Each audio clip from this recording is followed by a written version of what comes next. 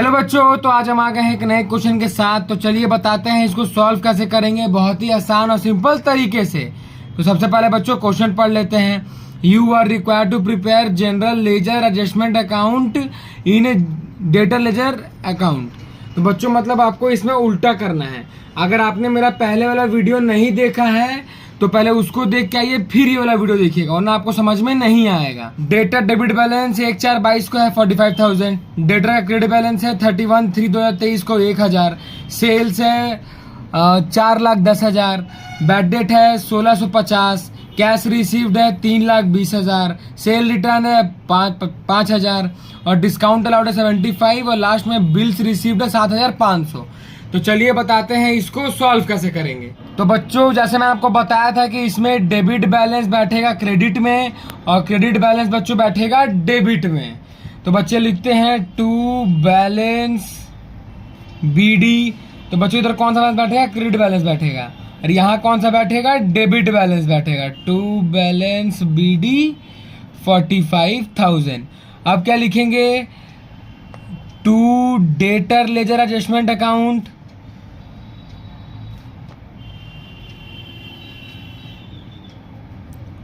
और इधर लिखेंगे by debtor ledger adjustment account.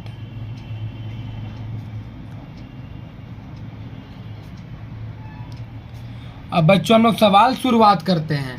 तो बच्चों सबसे पहला सवाल में क्या है बच्चों? सबसे पहले सवाल में सेल्स है।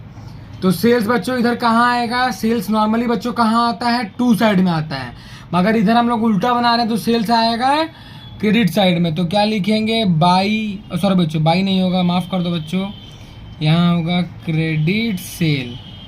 कितना अमाउंट है? 4,10,000। उसके बाद बच्चों क्या है? उसके बाद है बच्चों बैड डेट है। अमाउंट कितना? 1650।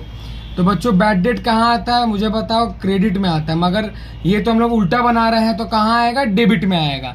लिखेंगे बैड डेट 1650। अब बच्चों क्या है? अब है बच्चों कैश रिसीव फ्रॉम डेटर 3,20,000। तो बच्चों ये कहाँ आता है? क्रेडिट में आता है, मगर अब कहाँ आएगा? डेबिट में आएगा। तो लिखेंगे कैश रिसीव फ्रॉम डेटर। बच्चों अमाउंट कितना था? 3,20,000। अब बच्चों क्या है? सेल्स रिटर्न है बच्चों कितना है? 5,000। तो वो कहाँ आता था? क्रेडिट साइड, अब वो आएगा डेबिट साइड। सेल्स रिटर्न कितना अमाउंट होगा बच्चों? 5,000।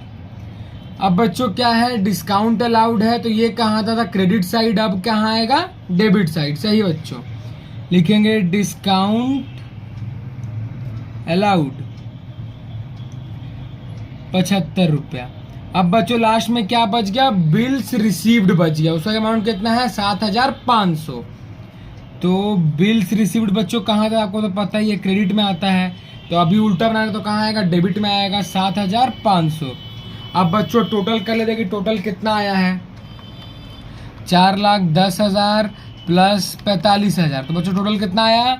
4,55,000। 4,55,000। 4,55,000। अब बच्चों बैलेंस CD कितना आएगा निकाल लेते हैं।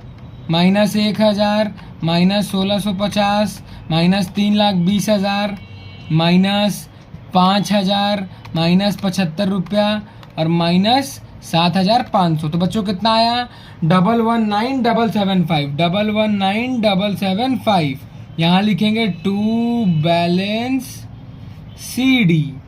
बच्चों मुझे उम्मीद है कि आपको ये सवाल समझ में आ गया होगा। तो चलिए मिलते हैं हमारे दूसरे वीडियो में जिसमें आपको समझाएंगे एक नया एडजस्टमेंट बहुत ही आसान और सिंपल तरीके से।